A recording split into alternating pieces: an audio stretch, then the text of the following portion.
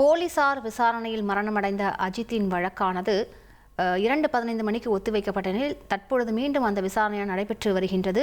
விசாரணைக்காக மதுரை அரசு ராஜாஜி மருத்துவமனையின் முதல்வர் அருள் சுந்தரேஷ்குமார் நீதிமன்றத்திற்கு வருகை தந்திருக்கிறார். விவரங்களை செய்தியாளர் ஜான் கிறிஸ்டோபரிடம் கேட்கலாம். ஜான் கிறிஸ்டோபர், வணக்கம்.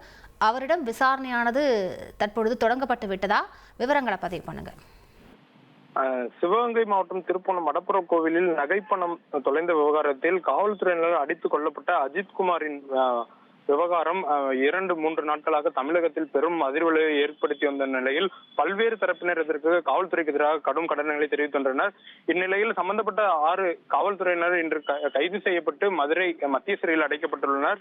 மேலும் இந்த சம்பவம் தொடர்பாக மதுரை சென்னை உயர்நீதிமன்ற கிளையில் இன்று காலை இந்த விசாரணையானது துவங்கி நடைபெற்று வருகிறது. குறிப்பாக நீதிபதிகள் எம் சுப்பிரமணியன் மற்றும் மரியா கில்லட் ஆகியோர் முன் இன்று காலை விசாரணைக்கு வந்த நிலையில் வழக்கறிஞர் ஹென்றி தீபன் ஆஜராகி பிளாஸ்டிக் பைப் இரும்பு ராடுகளை கொண்டு தாக்கிய புகைப்படங்கள் மற்றும் வீடியோ ஆதாரங்களை காவல்துறையினர் அவரை தாக்கிய வீடியோகளையும் நீதிபதி முன்பாக சமர்ப்பித்தார்.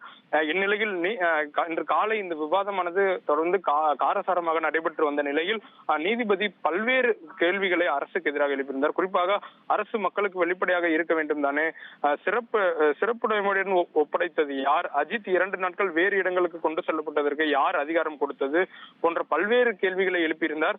குறிப்பாக அதே போல மதுரை அரசு ராஜாஜி மருத்துவமனை முதல்வர் அஜித்தின் பிரேத பரிசோதனை அறிக்கையை தாக்கல் செய்ய வேண்டும், ஏன் இந்த வழக்கில் காவல்துறை கண்காணிப்பாளர் மற்றும் துணை கண்காணிப்பாளர் மீது நடவடிக்கை எடுக்கவில்லை என நீதிபதிகள் கேள்வி எழுப்பியிருந்தார். அதே போல திருப்போணம் நீதித்துறை மாஜிஸ்திரேட் அவர் விசாரணை அறிக்கையை இன்று மதியம் 3 மணி அளவில் நீதிமன்றத்தில் சமர்ப்பிக்க வேண்டும். அதே போல மடப்புற காளியம்மன் கோவில் உதவி ஆணையர் அஜித் தாக்கப்பட்டதை வீடியோ எடுத்த சக்தீஸ்வரன் அவர்களும் இன்று 3 மணிக்கு கோர்ட்டில் ஆஜராகி விசாரணைக்கு வர வேண்டும் என்று கூறியிருந்தார். இந்நிலையில் தற்போது ஒருவராக நீதிமன்ற வளாகத்திற்கு சென்று வருகின்றனர். குறிப்பாக மதுரை அரசு ராஜாஜி மருத்துவமனை டீன் அருள் சுந்தரேஷ்குமார் தற்போது நீதிமன்ற வளாகத்திற்கு சென்றுள்ளார். மேலும் அவருடன் அஜித்தின் உடலை பிரேத பரிசோதனை செய்த மருத்துவ குழுவானவர்களும் உள்ளே சென்று வருகின்றனர்.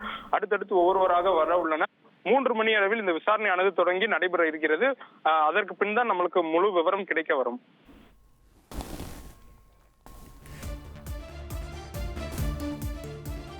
விவரங்களுக்கு நன்றி. ட்ரெண்ட ஃப்ரெண்ட் ஆக்கிக்கோங்க. 2.5 கோடிக்கும் அதிகமான தந்தி டிவியின் சப்ஸ்கிரைபர்ஸ் அண்ட் ஃபாலோவர்ஸ் குடும்பத்துல நீங்களும் இணையுங்க.